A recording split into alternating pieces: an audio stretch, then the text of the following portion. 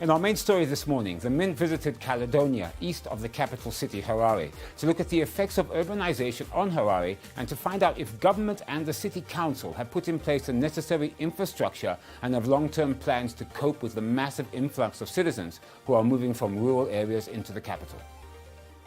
Housing shortages have been stalking Zimbabweans for many years now. The harsh economic situation that dogged the country for almost a decade made the situation worse as land prices and the cost of building materials were beyond many locals' reach, with only a few Zimbabweans in the diaspora being able to buy stands and start construction.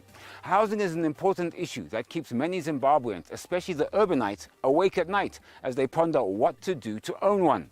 The Constitution of Zimbabwe speaks to this and states that the state and all agencies of government at every level must take reasonable legislative and other measures within the limits of resources available to them to enable every person to have access to adequate shelter.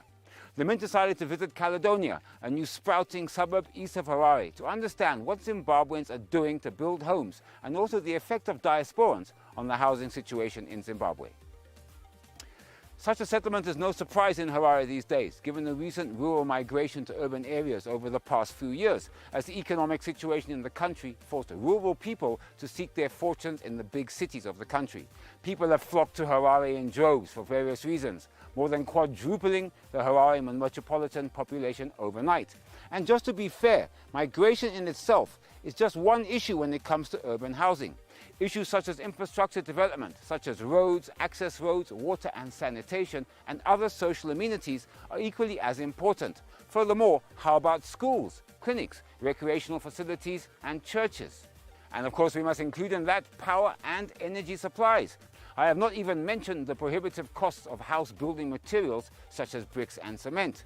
We spoke to some Caledonia residents about this issue. Takatanga kugara kuno ku 2015 ndo pandakatanga kugara kuno Caledonia. Tikuwakawo takapo no cooperative kuti tiwake. Saka takangowakawo pari zvino tangostika nenyaya yemari iri kunetsa. Haisi kubuda zvakanaka. Nemabhoro hatina mvura tikutambudzika. Totomwa muri kuwa chaimo munoshaya mvura nemuzvimugodhi zvatiri kuchera. But hazvina mvura pari zvino. Tikaenda kuchera mvura uko kuniki kumhiri kumakomo. Ndimwe nyaya yekunyaya kuti tambudza nemarodzi edu haana kumira zvakanaka. Makombi kuti afamba akutoramba kuuya kuno nenyaya yemarodzi edu haana kugadzirwa zvakanaka. Sati techema kuti dai muchikwanisawo kuuya muchito wanouyawo madhona achitibatsirawo kuti wasimudzirewo kubva ipapawo ndaizwa kufara. Nharaunda yedu nesomaonero angu inharaunda yakanaka. Asi kuti maproblems ari kusangana ekuti onzara futi chikafu hatikuna tingotambudzikawo. Itatu matakshop kutotambudzika kuti pangu ndizongaone paunotokonawo kasendi kokuti uone kurarama newana. Hakuzi kuti wane mari hawana mari vanhu. Ndopanga matambudzika tikusangana naye. Handisi kuziva kuti vanodzimba dzakanaka wanenge wakamirawo sei. Ndinongofunga kuti vanopiwawo mari newana wavo vari kunze kwenyika. Samendi iri kunzi izvo tikuda 10 yusa pabhegi. Saka mayusa acho kuti tione kokuyatora tikutozvishaya. Mari dziri kunetsa. Nyange ukaenda kumabhengi vanongoti mari hakuna. Kubabhengi vanogona nawaya mavasivi savings vanotambira mari wai vanogona kuti uyai katatu kana ka4 pasvondo achipuwa 100 pasvondo.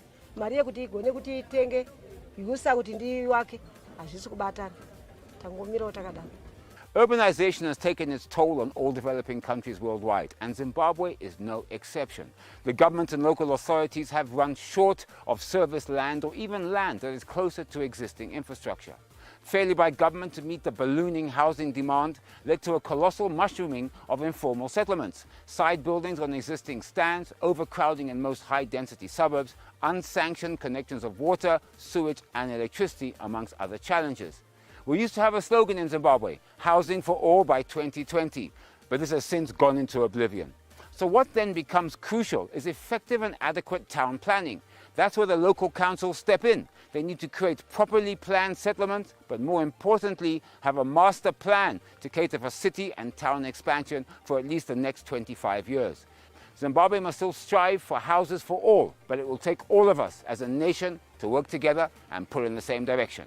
I'm Andy Hodges, reporting for The Mint.